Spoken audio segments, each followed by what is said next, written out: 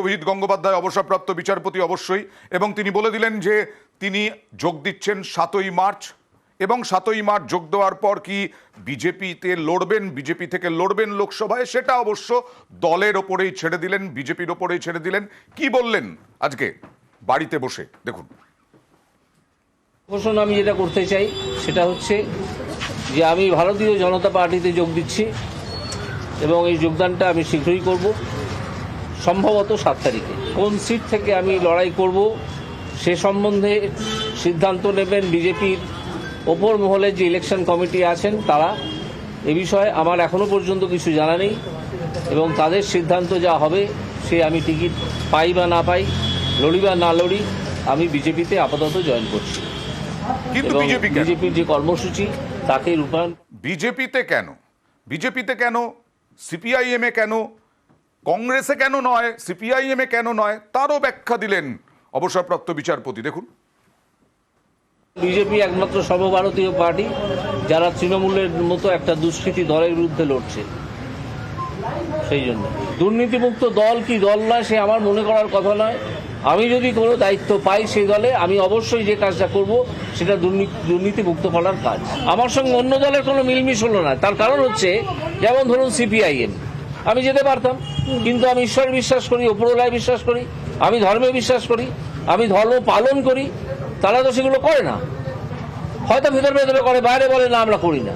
তো তাদের সঙ্গে বেসিক্যালি আমার কোনো মিলই হবে না। তো সেই পার্টিতে গিয়ে আমি কি করব? কংগ্রেস একটা দল যেটা বহুদিন ধরেই একটা পরিবারের জমিদারি।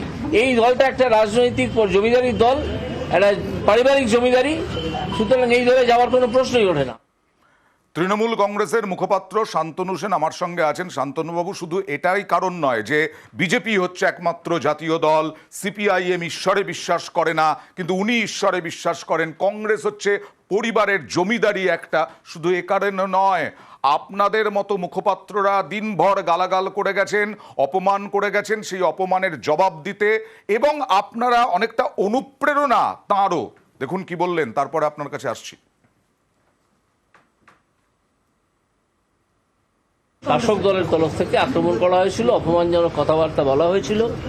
তারাই আমাকে বলা যেতে পারে এক ধরনের অনুপ্রেরণা জুগিয়েছেন, যে কয়েক মাস আগে চাকরি ছেড়ে বহু টাকা আর্থিক ক্ষতি হয়েছে, যে কারণে তারাই আমাকে অনুপ্রেরণা জুগিয়েছেন। তাদের মুখপাত্ররা বহু সময় অপমানজনক কথাবার্তা বলেছেন।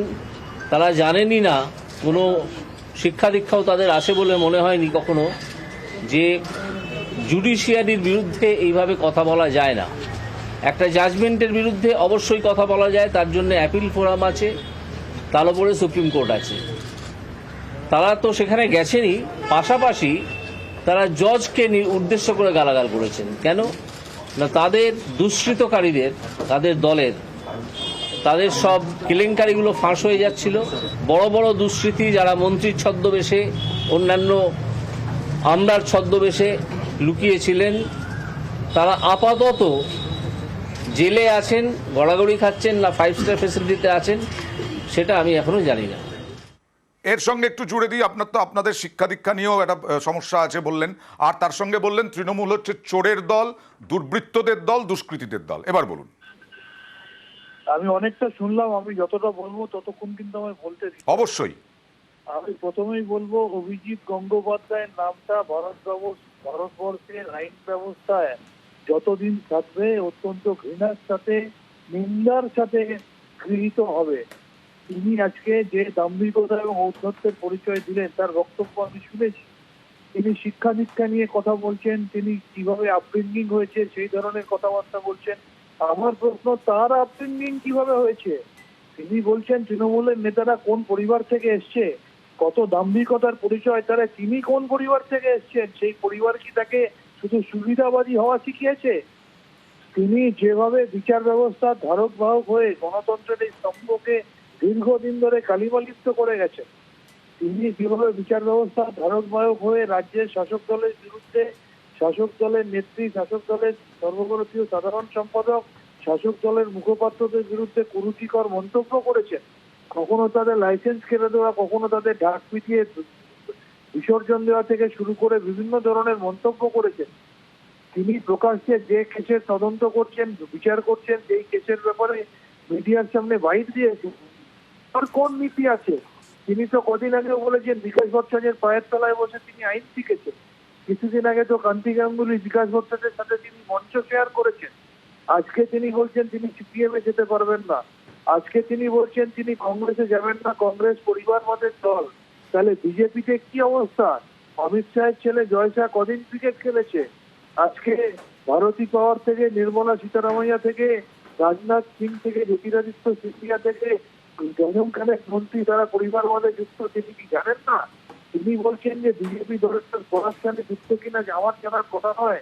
তাহলে তিনি তৃণমূলটা করাপশনে যুক্ত, এটা ধরে নিয়ে কিভাবে প্রকাশ্যে এতদিন ধরে তৃণমূল বিরোধী কথা বলেছেন? বেশ, আত্মশান্ত সুবিধাবাদী একটা মানুষ, তার কাছে একটাই প্রশ্ন, আগামী দিনে বিজেপিতে যখন যাবেন তখন বিজেপি দুর্নীতি নিয়ে মুখ খোলার সাহস থাকবে তো? শুভেন্দু অধিকারীর তো আপনি অনেক বড় বড় কথা বলেছেন। আপনি কি জানেন না যে শুভেন্দু অধিকারীর বিরুদ্ধে সিবিআই এফআইআর আছে? ওকে, আপনি জানেন না শুভেন্দু অধিকারীকে সারা পৃথিবীর লোক টাকা নিতে দেখেছে? একটা আত্মপ্রান্ত সুবিধাবাদী মানুষ, আপনার নামটা কলঙ্কের সাথে গৃহীত হবে আগামী দিন। ধন্যবাদ।